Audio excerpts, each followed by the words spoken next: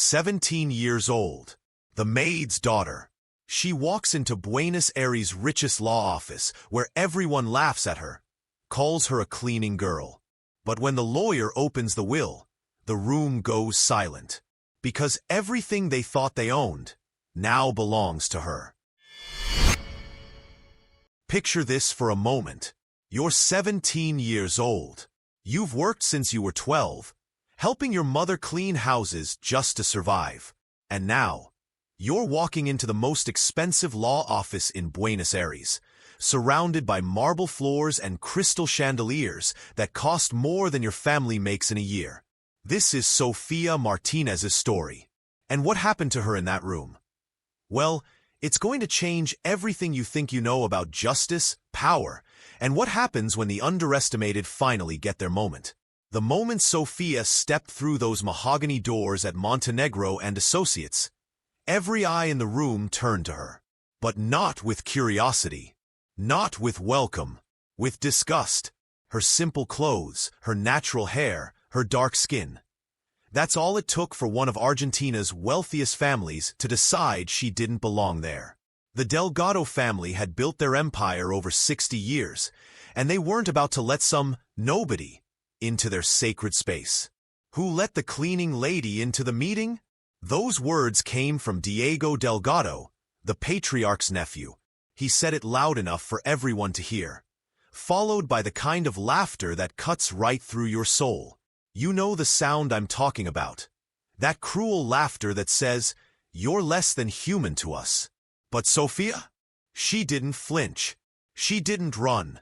She just stood there, her eyes scanning the room, taking in the certificates on the walls, the expensive paintings, all the symbols of power that the Delgado family wore like armor.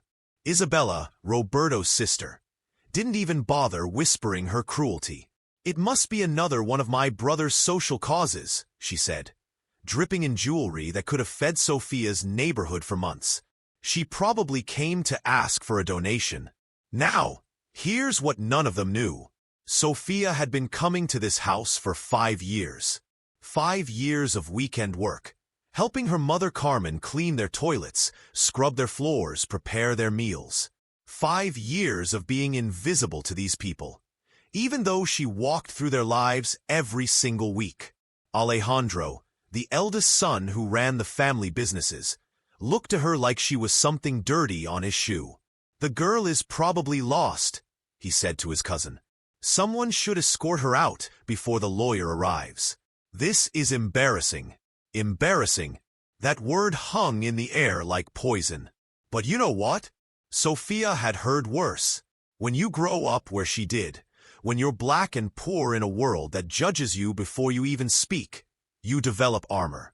Not the kind made of money or designer clothes, but the kind made of dignity.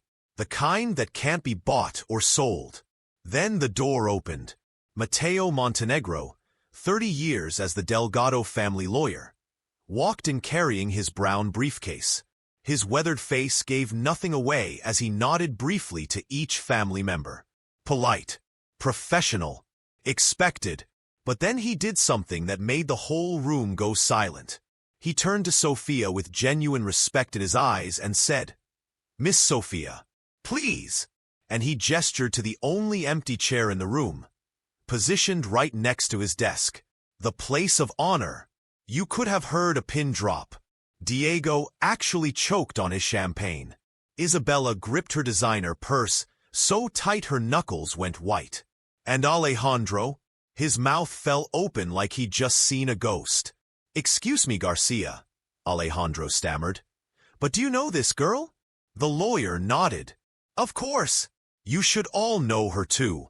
His eyes moved around the room, taking in their confused, angry faces. "Sofia Martinez, Dona Carmen's daughter. Sofia has worked in your house since she was 12, helping her mother with cleaning on weekends. The maid's daughter." Those words hit the room like a bomb.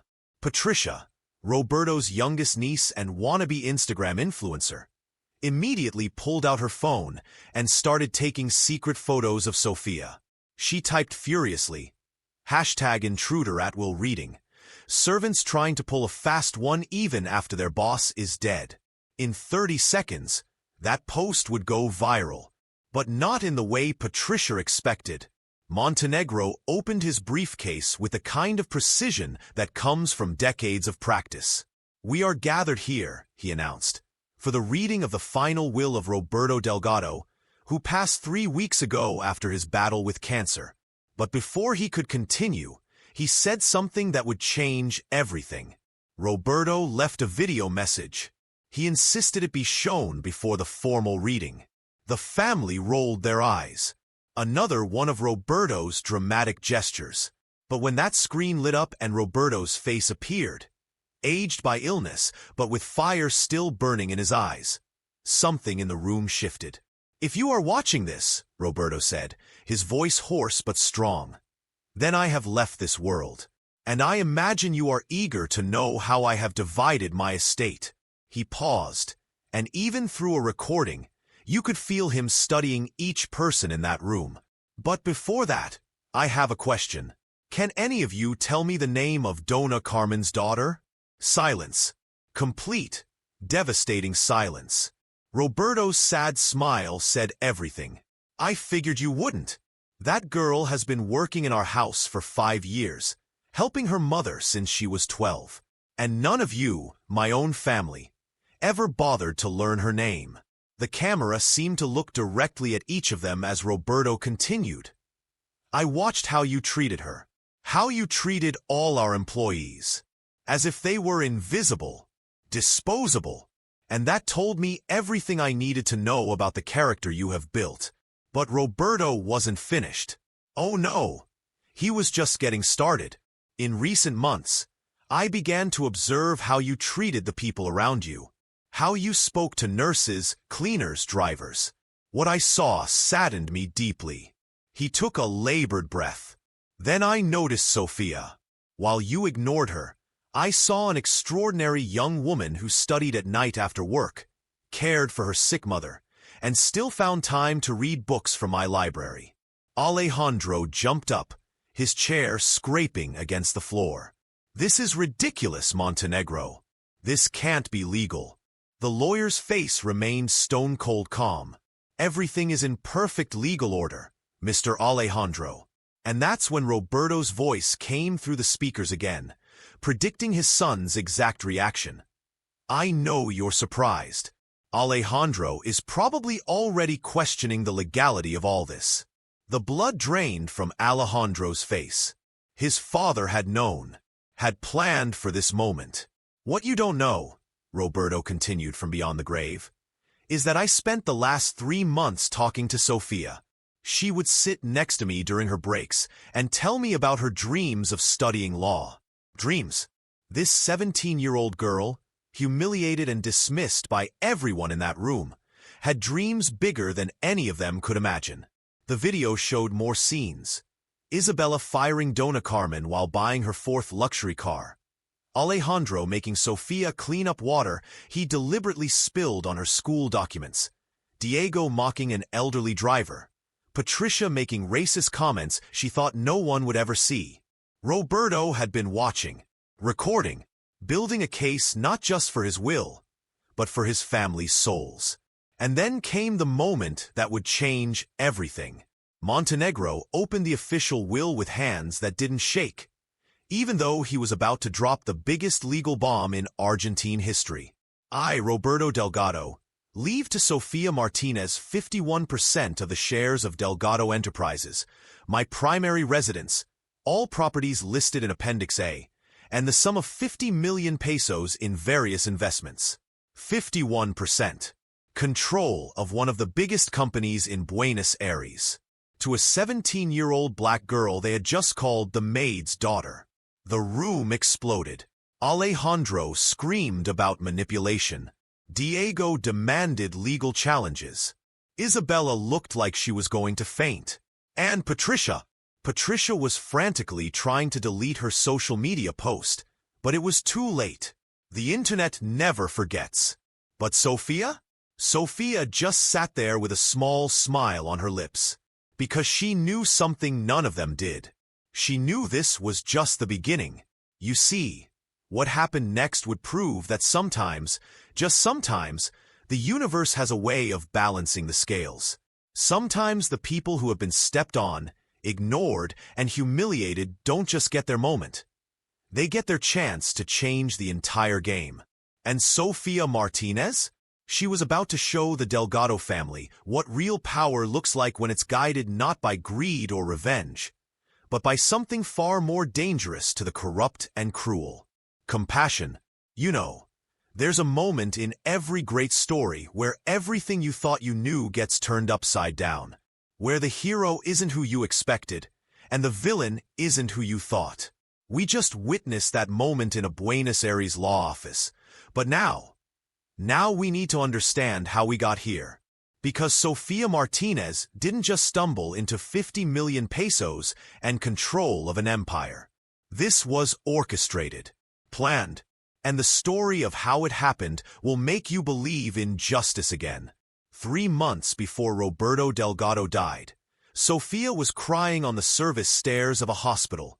Not the elegant main staircase where wealthy families held their hushed conversations about medical procedures, but the back stairs where the cleaning staff took their breaks and the invisible people of the world tried to catch their breath.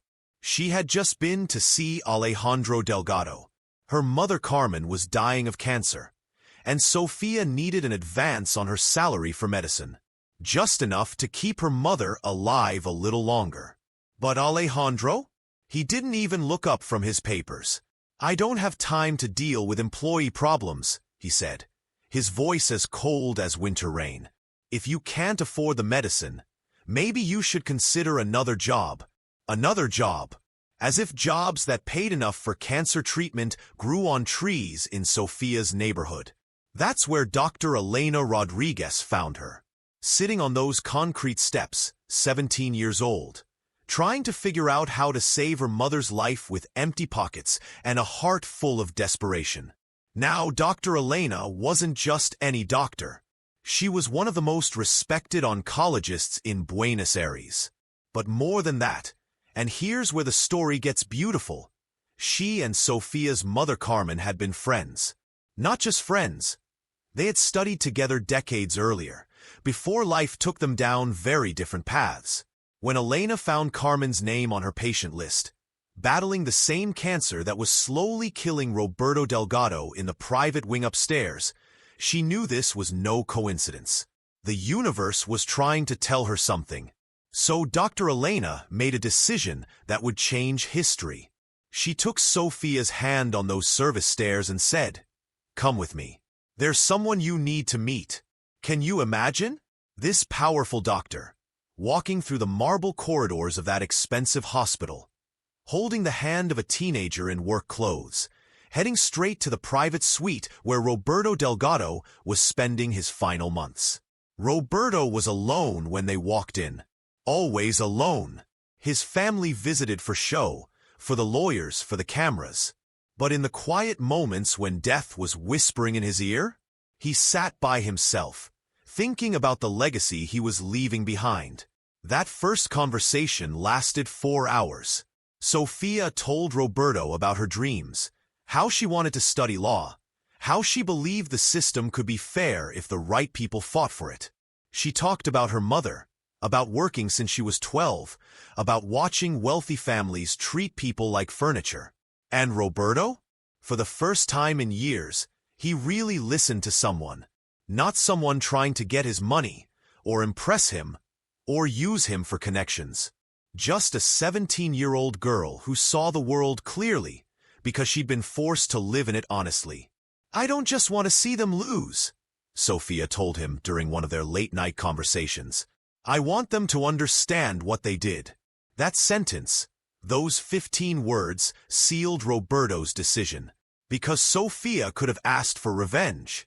She could have wanted to hurt the people who had hurt her.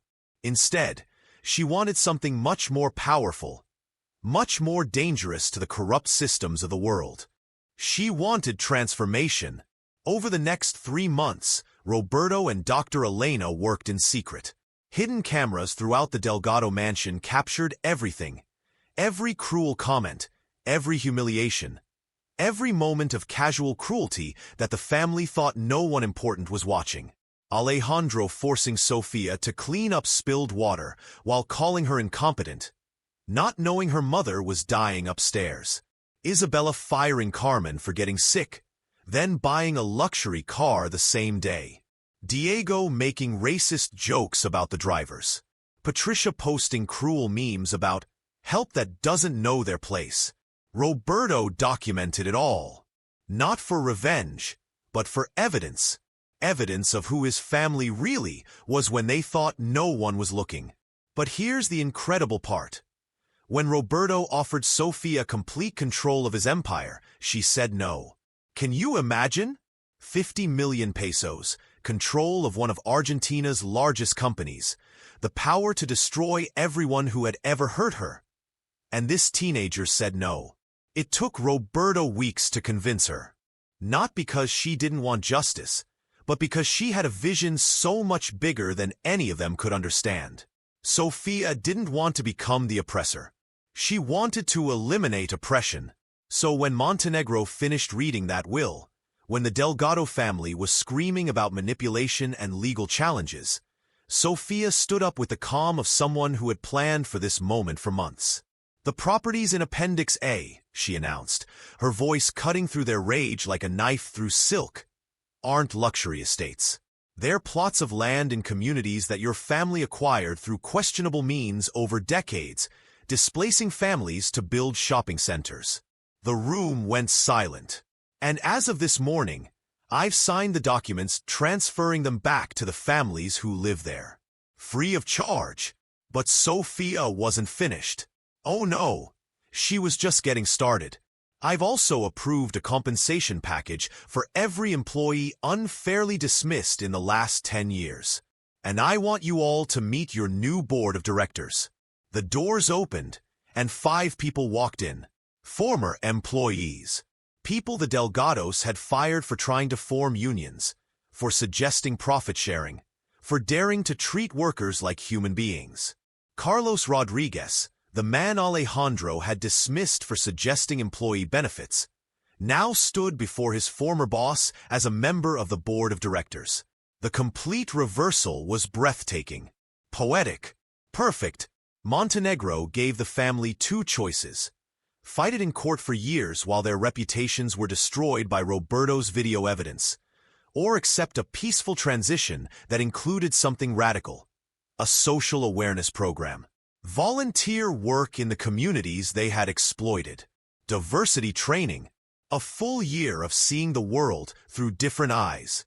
This isn't revenge, Sofia explained, her voice gentle but firm. This is reparation. There's a fundamental difference.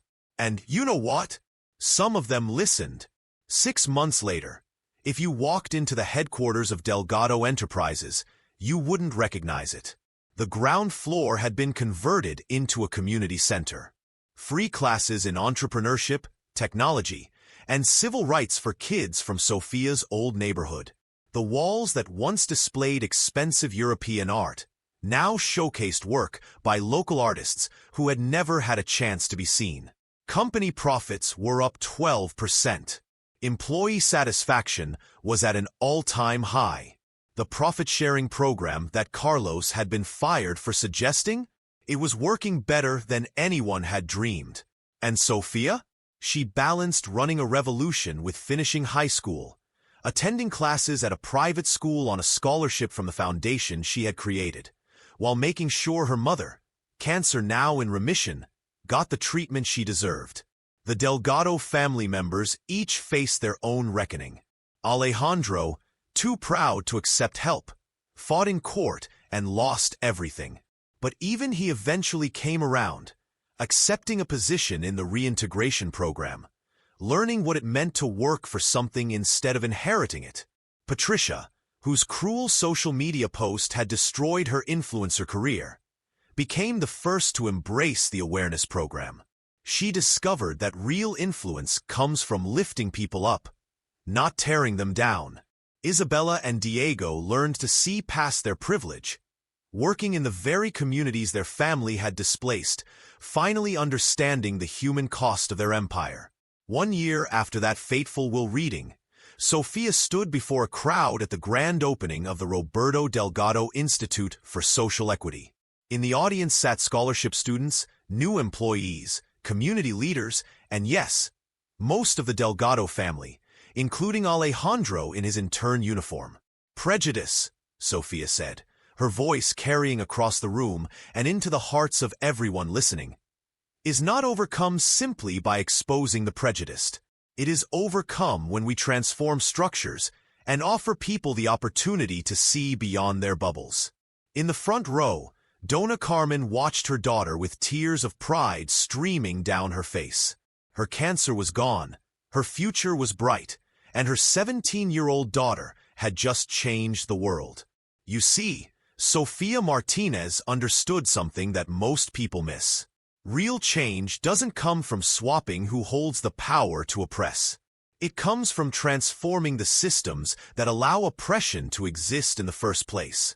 She could have used her inheritance to crush the Delgado family. She could have made them pay for every cruel word, every humiliation, every moment they made her feel less than human. Instead, she chose something infinitely more powerful. She chose to prove that when good people get power, they use it to lift others up. Today, the Buenos Aires transformation is studied in universities around the world.